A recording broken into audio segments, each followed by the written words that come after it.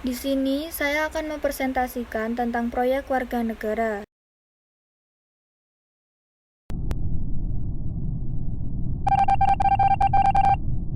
Sebelumnya, saya akan memperkenalkan diri.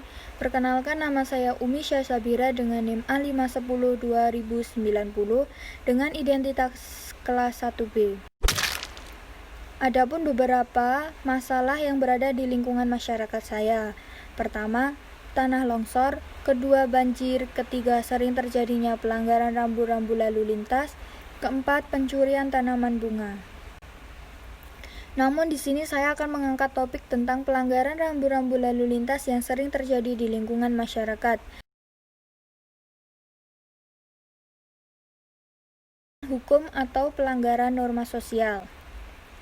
Relevansi topik pada mata kuliah Pancasila yaitu pelanggaran lalu lintas adalah termasuk perilaku yang bertentangan dengan sila kelima Pancasila. Alasannya adalah karena perbuatan ini merugikan kepentingan umum, melanggar hak-hak pengguna jalan yang lainnya sehingga jauh dari kata adil, sesuai dengan pasal 287 ayat 1. Di sini saya akan memilih produk yaitu poster. Mengapa saya memilih poster? Pertama, karena poster dapat mempermudah dan mempercepat pemahaman terhadap pesan yang ingin disajikan. Kedua, dapat dilengkapi dengan warna-warni sehingga lebih menarik perhatian. Ketiga, memiliki sebuah fleksibilitas dan mudah dilihat ketika ditempatkan di tempat umum. Begitupun ada sumber-sumber yang terkait, melainkan pelajaran PPKN dan Pancasila membentuk siswa menjadi manusia yang memiliki rasa kebangsaan dan cinta tanah air, termasuk dalam mematuhi aturan berlalu lintas. Penerapan di sekolah harus bersifat pasif, terstruktur, sistematis seperti implementasi melalui visual. Misalnya, simbol-simbol yang melambangkan keselamatan berlalu lintas dan memberikan motor kepada anak di bawah umur karena berbahaya bagi pengendara yang tidak mengetahui rambu-rambu lalu lintas.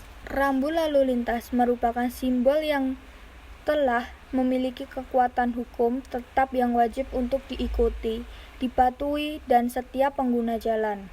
Kira-kira kenapa sih pengendara suka banget melanggar lalu lintas? Biasanya sih di antara ini beberapa contoh yang sering dilanggar oleh masyarakat.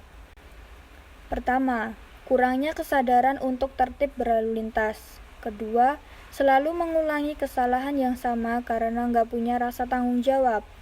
Ketiga, banyaknya yang menganggap remeh soal keselamatan. Keempat, gak ada yang mau mengalah karena mementingkan ego sendiri. Kelima, suka banget ikut-ikut yang lain. Begitupun ada upaya-upaya dalam penanganannya. Upaya-upaya yang dilakukan oleh pihak kepolisian dalam menanggulangi pelanggaran berlalu lintas di masyarakat yaitu 1. Preventif atau pencegahan. Dengan pemasangan rambu-rambu lalu lintas di sepanjang jalan sebagai petunjuk bagi para pengguna jalan, serta melakukan patroli secara rutin.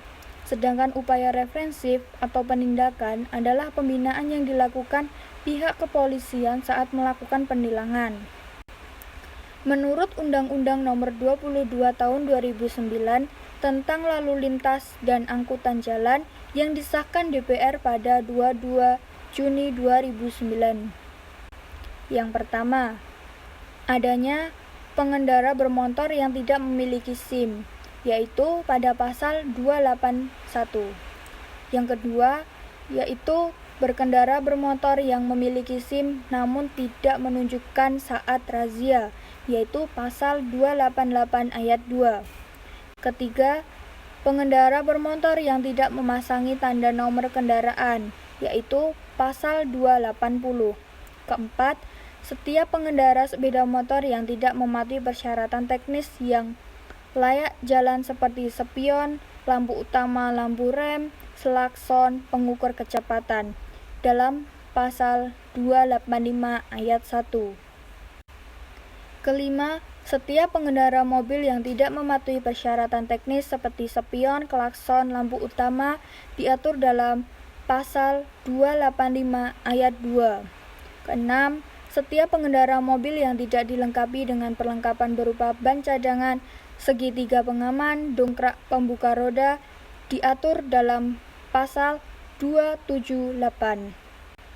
Ketujuh, setiap pengendara yang melanggar rambu-rambu lalu lintas dipidana dengan pasal 287 ayat 1.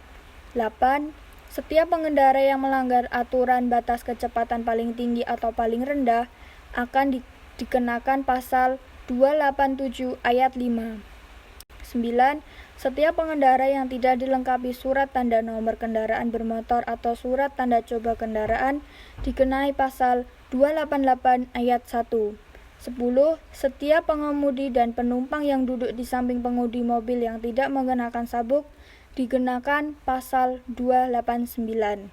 11. Setiap pengendara atau penumpang sepeda motor yang tidak mengenakan helm standar nasional akan dikenakan pasal 291 ayat 1. 12. Setiap yang mengemudi pengendara bermotor di jalan tanpa menyalakan lampu utama akan dikenakan pasal 293 ayat 1.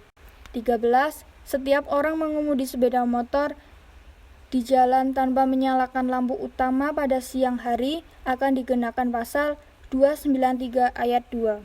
Dan yang terakhir, setiap pengendara sepeda motor yang akan berbelok atau balik arah tanpa memberi isyarat lampu akan dikenakan pasal 294.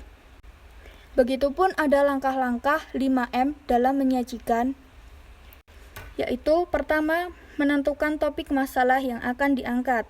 Kedua, menentukan jenis apa yang akan dibuat. Ketiga, mencari informasi dari berbagai sumber yang terkait. 4. Mengedit hasil yang sudah disimpulkan. Kelima, membuat video yang akan dipresentasikan. Terima kasih.